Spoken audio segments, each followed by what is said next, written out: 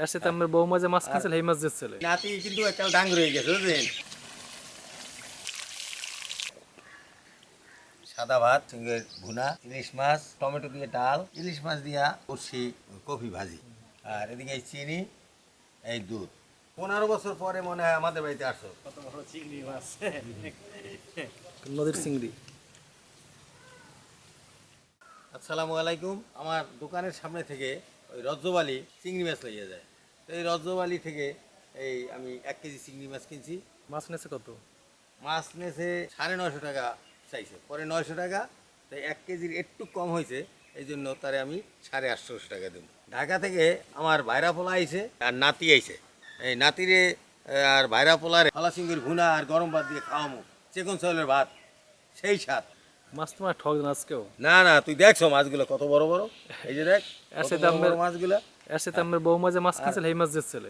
বৌমায় ক্যান্সেলেন না, এটা একটা সুবিধা পাইছে। বৌমা তুমি একটু কলটা চাপ দাও, আমি মাছটা একটু ধুয়ে দিই, ময়লাটা আছে।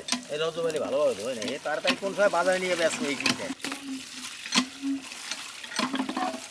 নাও বৌমা, এই যে তুমি কুটতে কেটে আমার গুছাই দাও। জীবন কই আবি, আমার নাতি কই? এই যে আমার ভাইরা ফোলা, আর এই হচ্ছে আমার নাতি, বুঝলেন। এই নাতি কিন্তু একটা ডাং রয়ে গেছে বুঝলেন। হ্যাঁ, এই নাতি আইসে পড়ছে ঢাকা থেকে, তাজা মাছ খাইবে।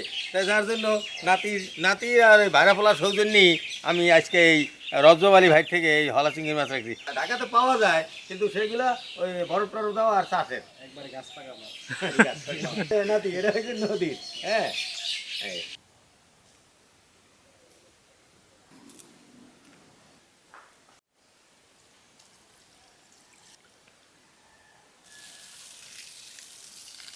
ঢাকা থেকে যে নাতি আছে তাদের জন্য এই চিংড়ি মাছটা আমি এখন ভুনা করার জন্য চুলাই করাই দিলাম।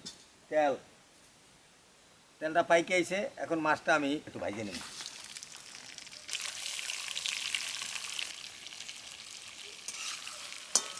লবণ, মাছটারে উল্টাইয়ে পাল্টাইয়া ভাইজে নিতেছি আমি। ভাজা হয়েছে, এখন আমি উঠাইয়া ফেলাম।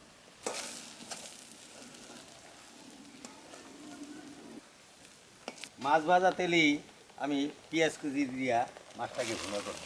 বৌমা একটু তেল লই যাও। তেলে ভাজা মাছগুলা মনে হয় যে এখনই আমি খাই। বৌমা তুমি একটু লাড়া দিও, আমি এই মশলাগুলো দিয়ে দিই। হলুদের গুঁড়া, মরিচের গুঁড়া, স্বাদ মতো লবণ, মশলা কষানোর জন্য একটু পানি। এত বড় বড় হলা সঙ্গে রাখি সব আপনার বাইরা পোলার নাতিরই খাওয়াইবেন?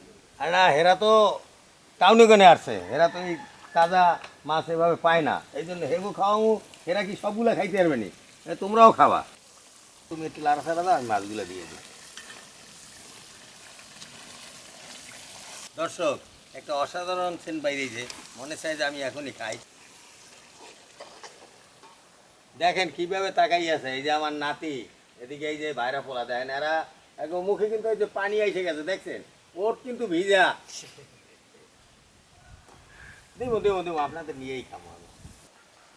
গরম ভাতের সাথে এইভাবে চিংড়ি ভুনা থাকলে কি মনে করেন খাওয়াটা কেমন হইবে? আলা চিংড়ি হয়ে গেছে, এখন ওটাই হেলাম।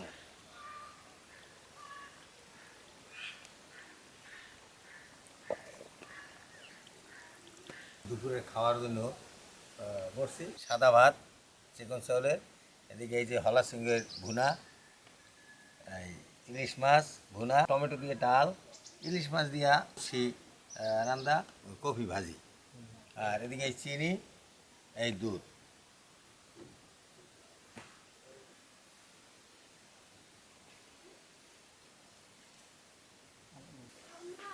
বিসমিল্লাহির রহমানির রহিম।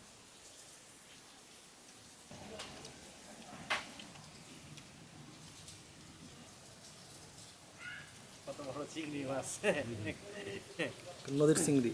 নাতি বলতে সুইটি যদি দেখে তো নাতি আপনারে কি করবে দেখবেন।